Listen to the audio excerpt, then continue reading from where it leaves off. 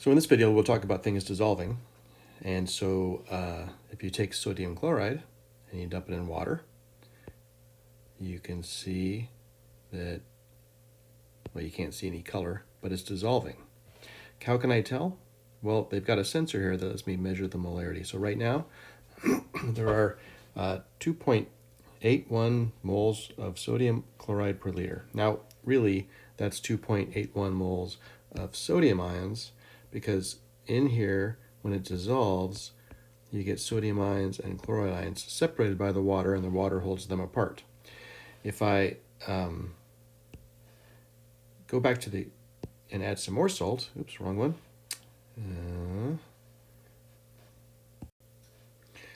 I think I can do that by adding some more salt. Eventually, and you can see that the molarity goes up as more and more salt is added there.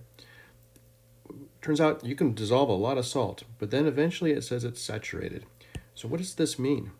And why is that number so big when it's saturated? When it's saturated, you can see that the salt is sort of piling up on the bottom. Okay, that's what they're trying to show. And what's really going on there? Well, that means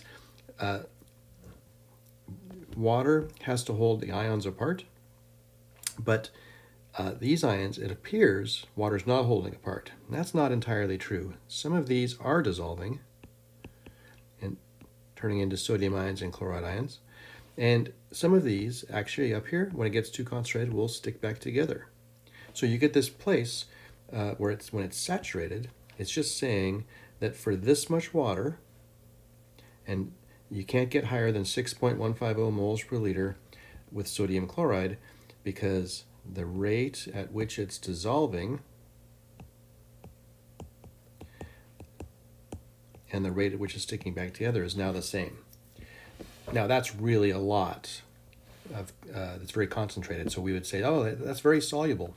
But everything that's ionic will make some ions, but eventually the water can't hold them apart. Now, different ionic compounds, let's see if this will let me do that.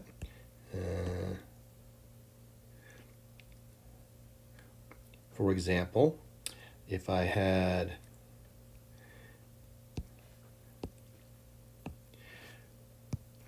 the one we did in class, copper 2 sulfate, and I dump that in there, well, you can see it turns blue. That's because of the copper 2 ions, and I won't have to put as much in before they say it's saturated. In fact, much less goes in.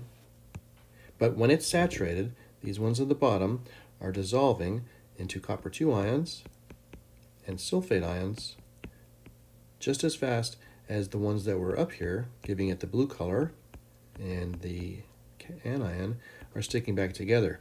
And so you have dynamic equilibrium, and when that is the maximum that water can hold apart is at 1.30, which is less than the sodium chloride was, but it's still considered pretty darn soluble. And we learned there's some general patterns. For example, sodium ions and all the other metals in column 1, they all dissolve really well. In other words, water can hold them apart without much problem.